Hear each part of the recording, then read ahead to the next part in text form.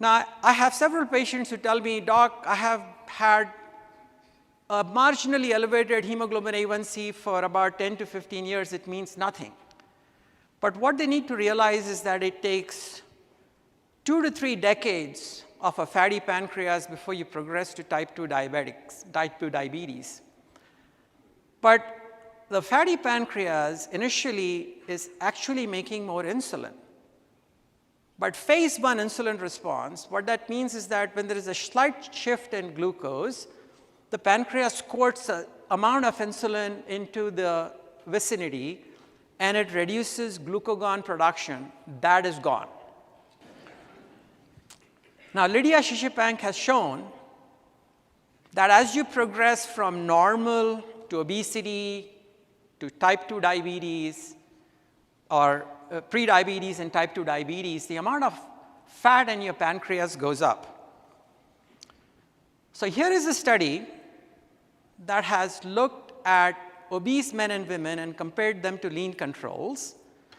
You can see that the body mass index of obese men and women is similar. They are higher than the lean controls.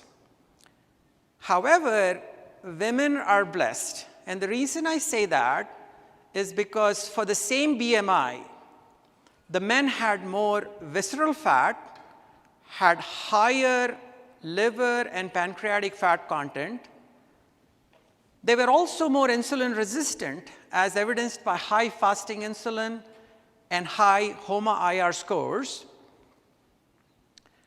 And this was accompanied by them having lower levels of the healthy fat hormone called adiponectin, as well as leptin, and they had higher markers, blood markers of liver disease. Now, one does not need to get into their 40s to get lipotoxicity. This is a study in teenage Mexican-American girls, 16 or 17, and you find that when their weight goes up, they become insulin resistant. And not only do they get insulin resistant, but muscle fat, liver fat, and pancreatic fat goes up dramatically even at this young age.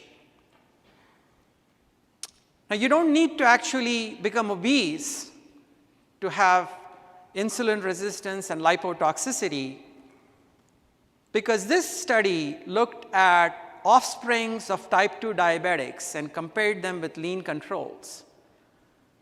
And what was found is that even though they were similar in age, similar in weight, and similar in hemoglobin A1C, these individuals on a Kraft glucose tolerance test had higher sugars and higher insulin at each time point, indicating that they were insulin resistant. This was accompanied by high amount of muscle fat and by lower ability to generate ATP. In other words, they had poor mitochondrial function.